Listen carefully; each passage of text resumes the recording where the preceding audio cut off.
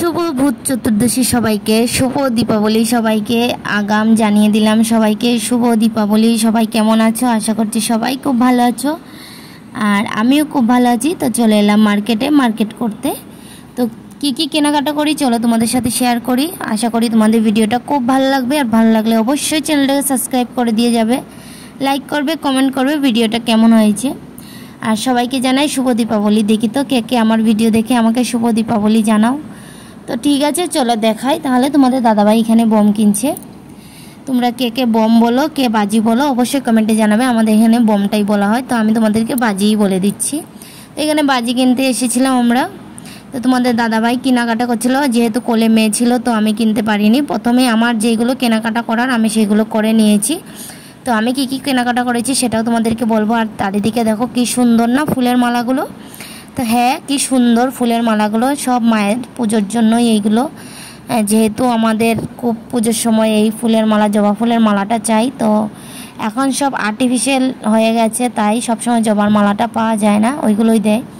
তো এই যে প্রদীপগুলো তোমরা দেখো, এত সুন্দর, কি বলবো তোমাদেরকে, বলে বোঝাতে পারবো না। আমার তো খুব ভালো লেগেছে। আর এইখান থেকে আমি দুটো প্রদীপ নিয়েছিলাম, আর এমনি 14খানা প্রদীপ দেখাতে হয়, ওই জন্য 14টা প্রদীপ কিনেছিলাম। তো আমাদের এখানে বম কেনা কমপ্লিট। তো এবার যাব ঘরে, চলো দেখা যাক। তো যেতে যেতে দেখলাম চারিদিকেই মোটামুটি লাইটিং হয়েছে ভালোই, বাট আমি যখন ক্যামেরা হাতে নিয়েছি তখন মানে সেই জায়গাটা যেহেতু মেইন রোড, তাই সেরকম কোনো মানে আলো নেই। আলো হয়তো কালকে, সবাই তো ব্যস্ত, তো খুব একটা আলো দেয়নি। আশা করি আজকে রাতেই সবাই লাগিয়ে দিবে, যেহেতু কালকে কালী পুজো। তো যেতে যেতে দেখলাম সামনে মায়ের মন্দিরে খুব সুন্দর লাইটিং করেছে, যেহেতু আমি দাঁড়াতে পারিনি তো ওই জন্য। আর এই জায়গার দোকানটা তোমরা জানো, আমি এখান থেকে সবসময় মার্কেটে জামা কাপড় নিতে আসি। তো এই সাইডে, তো এই যে হাতের ডান দিকে পড়ে গেছে এই মায়ের মন্দির। আর এই জায়গায় খুব সুন্দর করে আলো দিয়েছে, কি ভালো লাগছে তাই না বলো। আর পুরো মন্দিরটা পুরো হোয়াইটের মধ্যে কি সুন্দর একটা ইয়েলো কালার রং দিয়েছে, এত ভালো লাগছে। আর লাইটগুলো ইয়েলো কালারের, তো হেভি লাগছে দেখতে বেশ। তো আর এই মন্দিরে আমি সচরাচর পুজো দিতে আসি সব সময়, কারণ যে কোনো কিছু হলেই আগে আমি এই মন্দিরে আসি পুজো দিতে। এমনিতেও মাঝে মাঝে আসি পুজো দিতে। তো পুজো দিলে মনে একটা হালকা হয়, মনটা হালকা হয়। তারপর চলে গেলাম একটা আংটি কিনবো বলে, সোনার জিনিস কিনবো। তো কি সোনার জিনিস কিনবো তোমাদেরকে বলেও দিয়েছি, একটা আংটি কিনবো। তার আগে বলে দিই, তোমাদের দাদাভাই আমাকে অনেক সোনার জিনিস গিফট করেছে।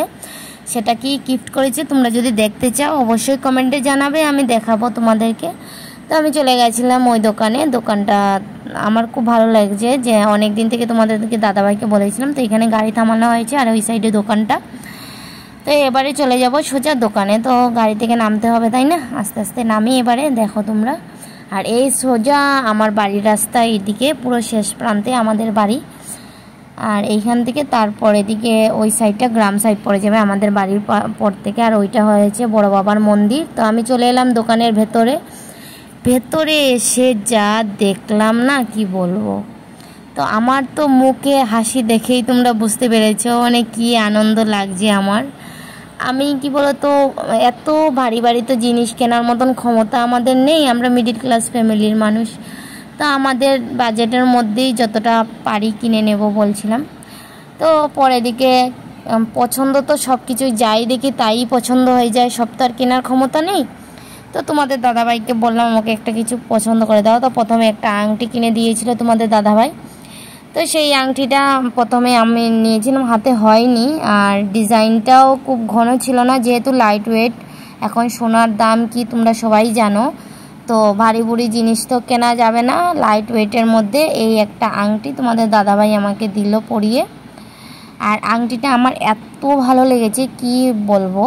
তো তোমাদের দাদাভাইকে বললাম একটু সুন্দর করে পরিয়ে দাও। তো কেমন করে পরিয়ে দিয়েছে দেখেছো, একদম মানে একদম ভালোবাসেন আমাকে। যাই হোক, তো আংটিটা কেমন হয়েছে তোমরা কমেন্টে জানাবে। তো আরও জিনিস দেখেছিলাম আমি, তোমাদের সাথে শেয়ার করে নিলাম কিছুটা। তোমাদের যদি ভালো লেগে থাকে অবশ্যই কমেন্টে জানাবে ভিডিওর মধ্যে কেমন লেগেছে।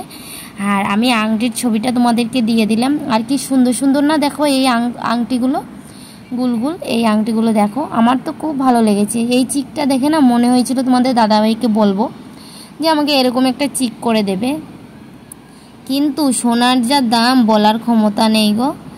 মানে ভয় লাগে এখন সোনার দাম শুনে। তো যাই হোক, আমার তো পেন্ডেন্টগুলো খুব ভালো লেগেছে। তারপরে এদিকে চিক আছে, মঙ্গলসূত্র আছে, লকেট আছে, সুই দুল আছে। তো ওই যে সুই দুলটা দেখছো না, প্রথমটার তার দ্বিতীয়টা ওই রকম সুই দুল আমি একটা করব বলেছিলাম। এখানে শাখা পলা বাঁধানো, কি সুন্দর সুন্দর না দেখতে, কি ভালো লাগছে আমার দেখে। তো মনে হচ্ছিল একটা নেই, বাট নেওয়া হয়নি। যাই হোক, কোনো একটা কারণে নিতে পারিনি। তবে আশা করি পরবর্তীকালে নেব, যখন নেব তোমাদের সাথে শেয়ার করব। তারপর সোজা চলে এলাম বাপের বাড়িতে। তো আসার পর এখানে দেখলাম দাদা বম নিয়ে বের করেছে, অনেক অনেক বম বের করেছে। তো বম ফাটাচ্ছিল। তো আমি তখন বললাম তাকে, ঠিক আছে, আর তুই বম ফাটাচ্ছ ভালো কথা, কিন্তু বাড়িতে আলো নেই কেন? তো বলছে এখানে প্রচুর, যেহেতু আমাদের মাঠের কাছে ঘর, তার জন্য লাইট জ্বালালে নাকি প্রচুর পোকা আসে, ওই জন্য সে আর লাইটটা জ্বালায়নি। তো আমি আসতে বলতে ওরা লাইটটা জ্বালিয়েছে, দেখবে তোমরা। তো এইদিকে তোমাদের দাদাভাই বম ফাটাতে স্টার্ট করে দিয়েছে। এখানে অলরেডি বম ফাটানো হচ্ছে, সে এসেই আগে বম ফাটাতে শুরু করে দিল। তো ভিডিওটা কেমন লাগলো অবশ্যই কমেন্ট করে জানাবে, ভালো লাগলে অবশ্যই। পাপা বম ফাটাচ্ছে তো, হ্যাঁ, কি বড় বড় বম ঠাস করে ফুটেছে, কান তালা হয়ে যাচ্ছে। হ্যাঁ, কি জোরে জোরে ফাটে, বাবারে বাবা। হ্যাঁ, ভাল লাগছে। হ্যাঁ, টাটা দিয়ে দাও সবাইকে, টাটা বলো, বলে শুভ দীপাবলি সবাইকে। হ্যাঁ, বলে শুভ দীপাবলি সবাইকে। হ্যাঁ, নমস্কার দাও, নমস্কার। এই তো গুড গার্ল। টাটা সবাইকে, টাটা দিয়ে দাও সবাইকে, টাটা দিয়ে দাও। কি টাটা দিয়ে দাও সবাইকে, নমস্কার দিয়ে দাও, আর দিবে না, টাটা। তো ভিডিওটা ভালো লাগলে অবশ্যই সবাই লাইক করে দিবে, কমেন্ট করবে, আর সবাই ভালো থাকবে, সুস্থ থাকবে, সাবধানে থাকবে। ধন্যবাদ সবাইকে ভিডিওটা দেখার জন্য। সবাইকে আগাম শুভ Deepavali. Tata, bye bye. Next video আবার আসছে।